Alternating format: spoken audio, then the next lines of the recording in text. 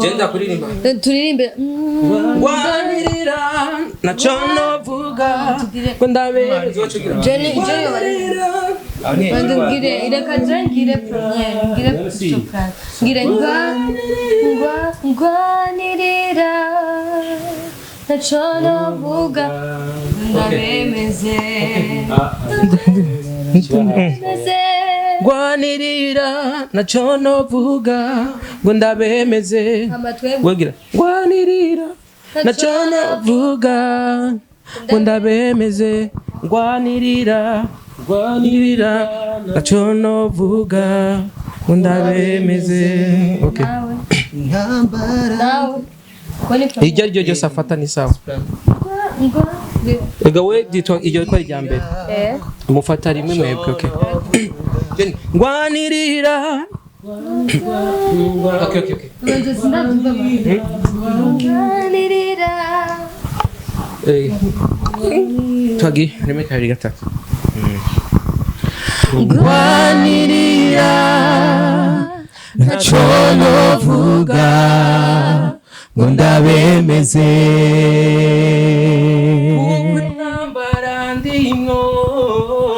Intambara ndimwo nazo no kwishoboza.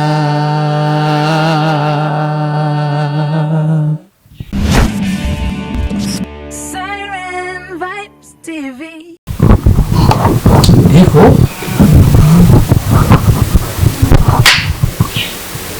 OK, fine. Ça va être magique. Bonjour. Neza tuzasanga vibes tangana gute mungiye gutangira nka jewe canke mwebwe sinzi byo muri je tozi yakoze kwa dance kwa musician bwa mbere Siren Vibes. Siren Vibes apana Siren Beach Okay, nkuko mubyumvise abantu musi batangiye bivuga ntabavuga batangiye bivuga bifwe ko ndabakira uko nuko ubundi abaje basanze kwivuga kwidondora bazida babivuge mu mazina yabo ko mvuza baramusa ngo bite Amashimwe Voice bivuge amazina yabo usanga habo muzi haramutazi hanyuma ndababwisha ico baje gukora hano tugakora kamiso gatura kagufi gose mugabo muzi ukarakora ko hari message baje kuba hari kintu baje kubamenyesha. Donc nyaranje ndabasavye mu makanya gato nka 15 minutes zonye 15 minutes ko hazumwe bigande by'isaha ngabo n'umusirikare kure 15 minutes seulement. Karibu cyane. Shalom murakoze bana b'Imana. Amazina yanje nitwa John Giraneza nkaba ndi muri label Amashimwe Voice. Amahoro y'Imana abane namwe mwese. Ku mazina nitwa Appel niyibigira nkaba ndi umwe bagize umuryango Amashimwe Voice. Nanje ni Eden Bank. Ego nanje nitwa Thierry Irakoze nkaba ndi umwe uri muri label Amashimwe Voice. Bose nkuko bivuze mwumvise ko bahuriye ku kintu kimwe Amashimwe Voice. Bambaye n'imipira isa yose ko Amashimwe Voice. Ariko tuko ari abantu bataramenya Amashimwe Voice ni kiseba twanze gukora amakonference de presse menshi yanyu. Tumaze kuza amakonference de presse menshi yanyu ariko hari abantu bashaka ko batayabonye batayaravye batarabamenya ngo muri bande. Mushaka kutwibwira Amashimwe Voice ni iki? Wavuze ko ari lebo wewe ariko aha tubona baririmbye. Ni lebo imeze gute? Niki réellement Amashimwe Voice? Amashimwe Voice ni shira hamwe lebo tuvuga ko ari gifaransa ariko ni shira hamwe rifasha abaririmbyi ba gospel riteza imbere abaririmbyi ba gospel. Ego indirimbo mpimbaza Imana. Uvuze abaririmbyi ba gospel cyo abaririmbyi bose ba gospel. N'abaririmbyi bose ba gospel. Oya. Indirimbo abari muri gospel indirimbo mpimbaza Imana. Ego. Ego. Barahari mugabo still no mundi ni benshi. Ndikumva ati n'abaririmbyi bose bari indirimbo za gospel bari mu Amashimwe Voice canke bafashwa n'Amashimwe Voice. Oya. nabagiranye amasezerano n'Amashimwe Voice abinjiye abatowe binjira muri iryo shirahamwe. Hariho abandi bataraha canke nimwe nyene ko nyene muri bane. Turi bane aba batowe. Mukobwa umwe deni umeze neza. Meze neza. Bimeze gute kuja muri rebire ngo bagabo gusa uri agahererezi kamwe gahawe naho nyene kagakobwa. Nibaza Jenny badkwije biraryoshe ko yambaje akapetiteur urumva biraryoshe kugira aba frère nkabo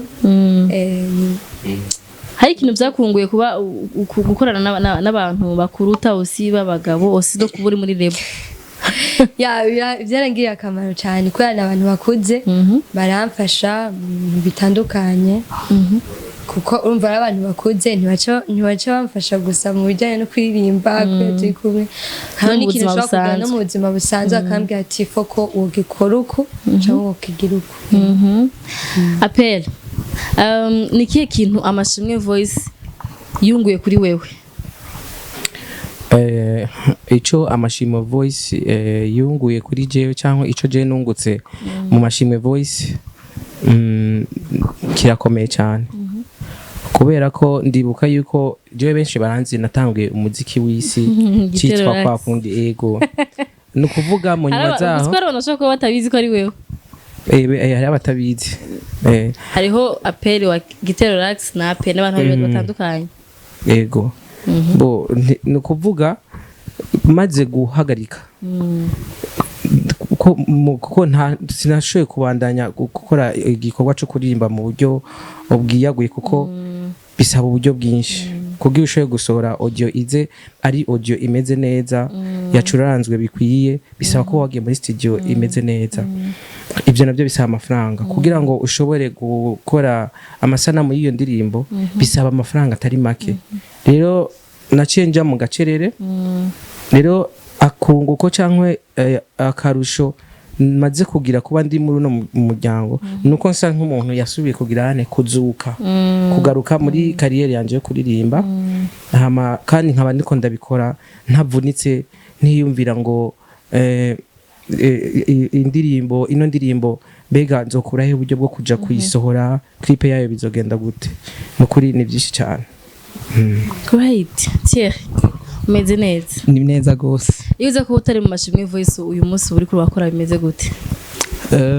Ikibazo ciza gose ego jewe novuga yuko nagiriwe amahigwe kuko niho nari nkitangura kwinjira muri kariyeri yanje rero ca duhura na rebo Amashimwe Voice mfise umuzigo niba ko ari umuzigo munini ko gakembanye kari kacuzuye rero kuri jewe novuga yuko uko uyu munsi babimeze nibaza ko mba nkirusha mugabo kuko baje vraiment bankura ko uwo muzigo munini cyane nkuko Apel yabivuze ikintu kijanye n'amafaranga kuko kuririmba birakenewe gose kandi usanga kenshi zimwe mu ntambamye baririmbyi tukunda kugira ni ikintu kijanye n'uburyo amafaranga aho usanga n'indi munayisohoye ikintu ca clip cyo ushobora kura no mu mutwe uvuga uti jewe nako noronka nawe ka audio basi koko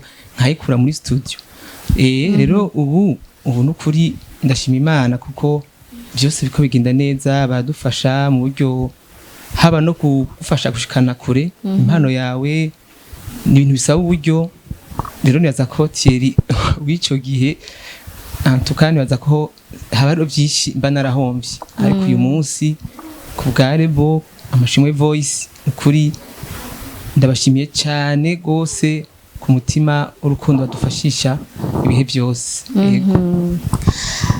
Okay biremewe kuvuga urongeye rebo kugira tumushimire en fait bakunda kugira kuvuga yuko ari abantu bagiye hamwe kugira ngo bafashe donc si umuntu umwe oya wow n'abantu bagiye baragirishira hamwe gusa rirafise umuntu ayirongoye nga mu Burundi mu visionnaire w'icyo kintu bintu byose mu visionnaire ntiyakunze ntiyashimye ko yivuga nakunda kwiga nanje kandi kumuvuga rero nta kumwe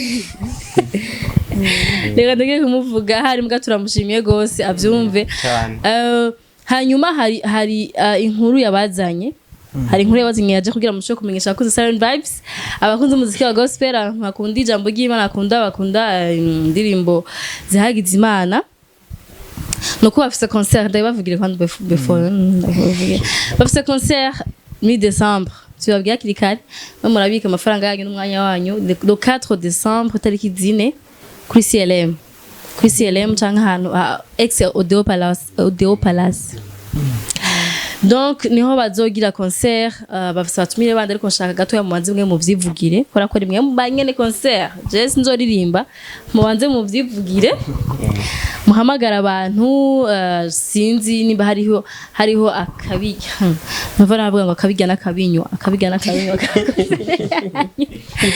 mu bitubwire bwa mbere na mbere nkuko mwari mubivuze turi n'iteka ridasanzwe ryo kubatumira muri iyo concert izoba itariki 4 z'ukwezi kwa 12 uno mwaka nyene hama tukaba tubasabye kuzoza ku bwinshi ndazi yuko mutazokwicuza kuba mwahageze tuzogirana ibihe byiza nukuri tuzobagaburira indirimbo sinzi kare umuntu yambajije ngo hazo hariho n'ibyo gufungura n'ibyo kunywa nukuri tuzobafungurira tongere tubahereze n'ibyo gushoza byubakiye indani mu ndirimbo tuzoba turiko turaririmba kuri uwo mwanya rero ikindi naco turafise sitwe twenyene gusa turafise n'abandi batumire badasanzwe tuzoba turi kumwe akaba ari Big Zoe MTC na Alvera rero turabatumiye ku bwinshi ndazi muzonezerwa cyane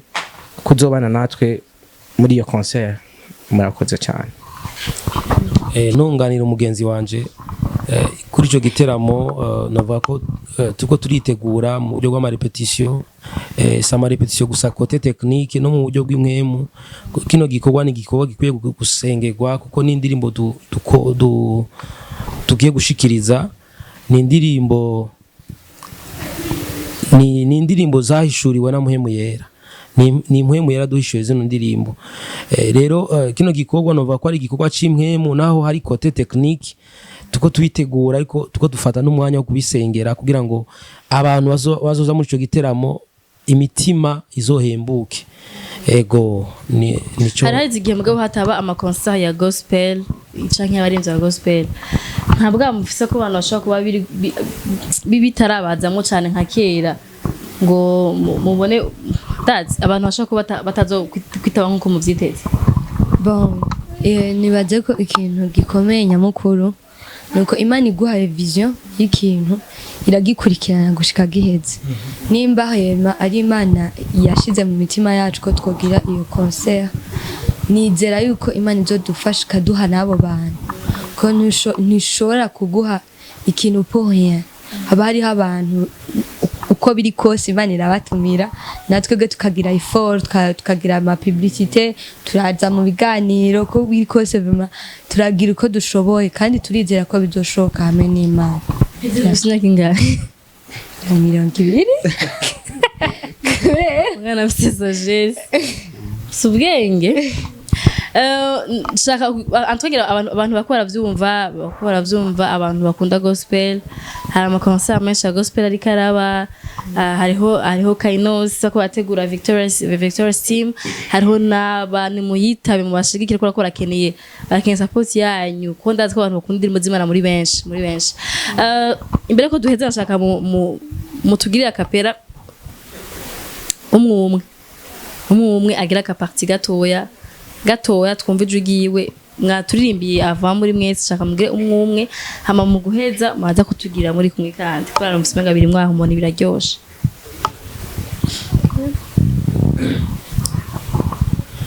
gukomera kwawe Yesu kurenza uko twiyumvira n'ububasha bwawe mwami nibugira imbibe ni wewe watugobotoye mu bwami bw'umwiza utwimurira mu bwami bw'umuco Yesu warakoze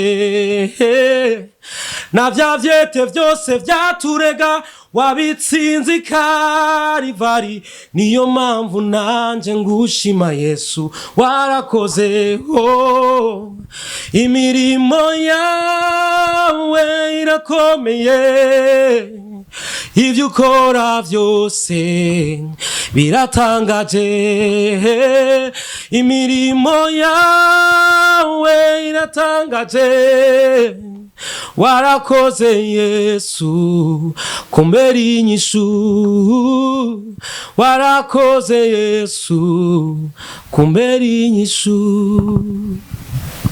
Wow, ufise ntahe uri Mana yo kwizera uri Mana ivuga byose maze bikaba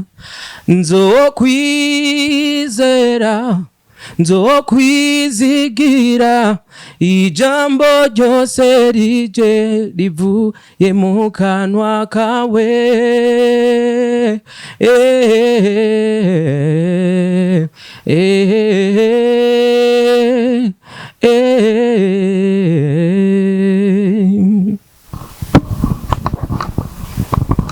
nta kintu canje na kimwe gifise byose byabaye ivy'umwami wanje niwatumbereza intambuko zanje naranamwiyeguriye. Bujuje ndafashijwe.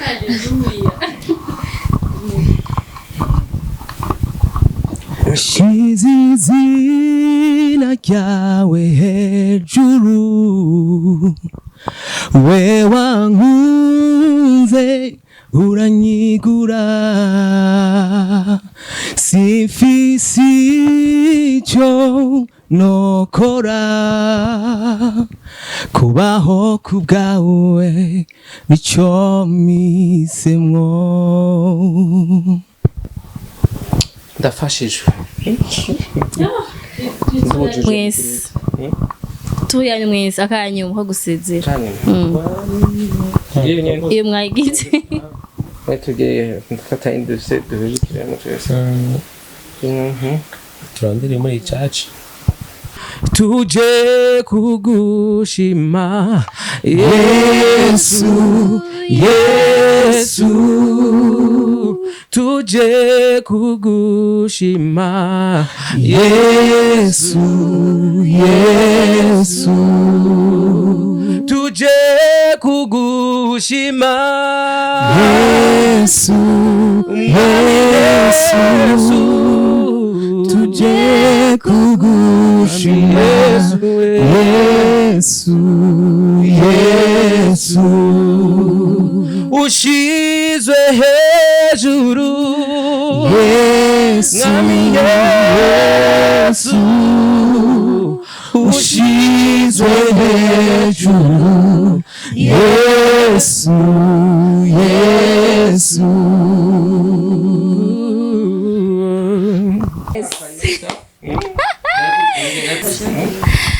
Thank you so much. Merci kuturirimbira.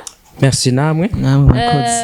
J'espère que muzokora ibirenze ibi muri concert. mwe mwerazo dushoboza. Yego. Hama merci ko navyiganira nizere ko muzo muri concert. Barakumva ko majwi ya tesa. Rero en plus ngahangina bari ko bara improviser baze rero ibintu bazaba bateguye. Bizabitesa. Muzo muri benshi. Courage. Mari baje imbere. Muzo bigende neza. Nkuko muvyipfuza. Amen. Reka ndabashimira abantu bavyina kiganiro nizere ko mwaryohewe kandi muzoza hama monda mudukurikirana mudushigikira turabakeneye gose murabizi monda muri kumwe natwebwe natuzokuma turi kumwe na mwebwe merci beaucoup à plus.